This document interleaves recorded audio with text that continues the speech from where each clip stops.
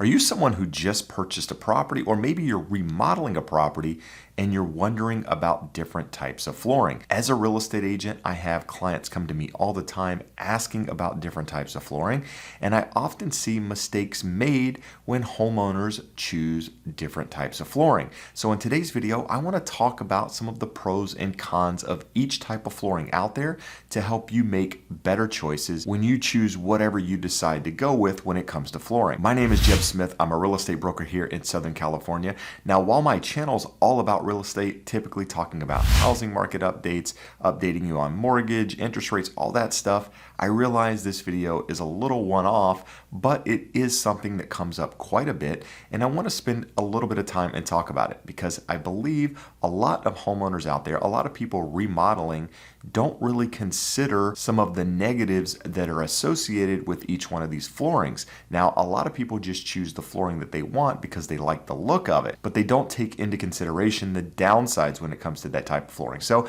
what we're going to do today is we're going to talk about the main 4 types of flooring out there at the moment. We're going to talk about carpet, that LVF, that luxury vinyl flooring. We're going to talk about tile. Primarily in this video, we're going to talk about the porcelain wood tile, the one that looks like wood because a lot of people are putting it in their homes. And lastly, we're going to talk about real wood flooring. Now, do me a favor as we're going through this video, if you find any value in this content at all, hit that thumbs up. And if you want to stay updated on everything real estate related, do me a favor and hit that subscribe button. Now, the very first flooring I want to talk about in today's video is probably one of the more popular types of flooring out there at the moment, and that is laminate flooring. Now, a lot of people, when they think of laminate flooring, they think of the laminate flooring from years ago, where it was just your simple light color, simple planks, no distress in it, and, no real texture to the flooring at all. It was cheaply made, it would warp, there were major issues with it. But what they've come out with in the last couple of years is something called luxury vinyl flooring. Now, this is also a laminate, but it looks a lot like wood without having the negatives of wood. For one, it's a lot less expensive. It's very easy to install, a lot like the original laminate flooring, right? Just tongue and groove. You put it on the floor, you snap it in, you move on. Another benefit is it's waterproof, right? You can put it in bathrooms, you can put it in kitchens. If it gets water on it, it doesn't warp. The old stuff used to warp, it used to discolor. You don't have those issues anymore. And LVF today is really making great looking flooring. A lot of times, the typical person that walks in your house can't tell whether it's wood or laminate because of how it looks these days. There's distress in it. Every piece doesn't exactly look the same, right? There's different sizes. They make the wide planks now. It's really come a long way. And, personally, I'm one of those people. I have luxury vinyl flooring in my house. And the reason I chose it over wood was because it doesn't scratch as easily.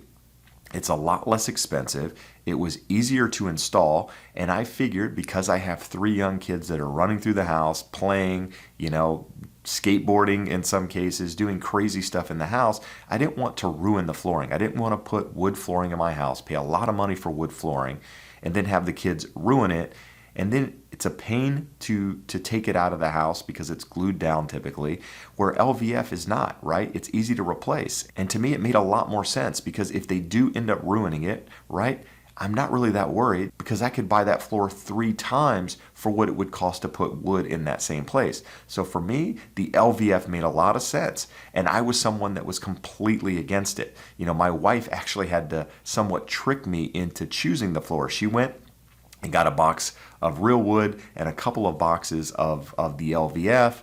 We laid it out on the floor. I stepped on each piece and I ended up choosing one that I thought was real wood, and it ended up being the LVF, and that's what ended up selling me. So if you're deciding right now between wood and LVF, they both have their pros and their cons, and we're going to talk about real wood here in a minute, but don't rule laminate out just because you have this idea that it's some cheap floor, right? Today's laminate, the LVF, is way different than it used to be, and quite frankly, looks a lot better than it used to. So while we're talking about wood, let's just move into it. Now, when I'm talking about wood flooring, I'm also talking about engineered wood, right? Because it is real wood on the top. It's just not a solid piece of wood.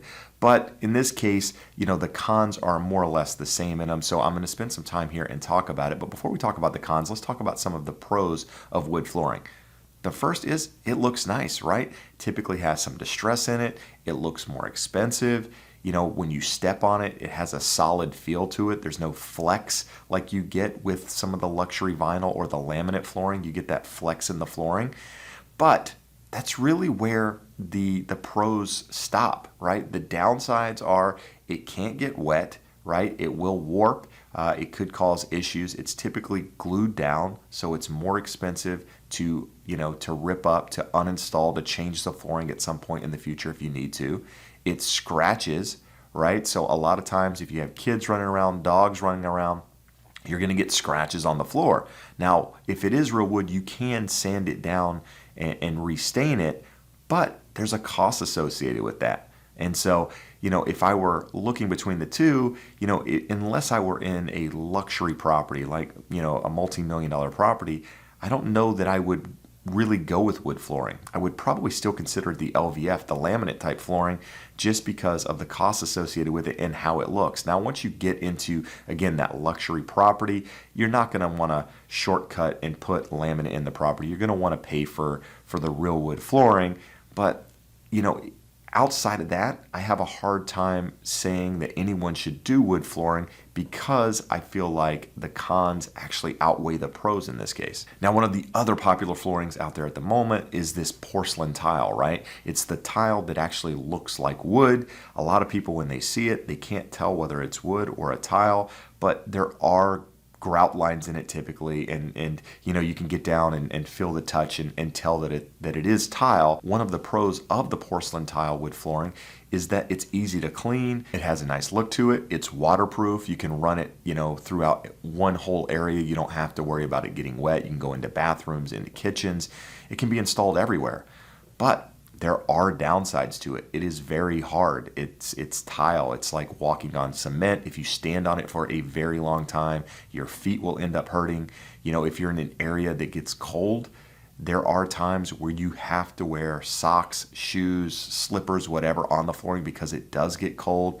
It's cold to the touch, and when it is cold outside, you definitely know it on that flooring. Another thing about that flooring, as I mentioned a moment ago, is it's hard, right? If you have kids running around, and it can get slippery, and if you fall on that flooring, it's going to hurt. There is no flex. It's typically laid directly on the cement, so when you fall on it, it's going to hurt, and that's one of the downsides of it. A moment ago I mentioned that I have the LVF flooring in my house, that luxury vinyl flooring, and one of the things we were deciding before we were deciding on wood and luxury vinyl was that porcelain tile. And after speaking to a lot of people that had it, a lot of those people that installed that tile said that if they had to do it again, they wouldn't do it because of those cons that I just mentioned. The fact that it's cold, the fact that it's really hard.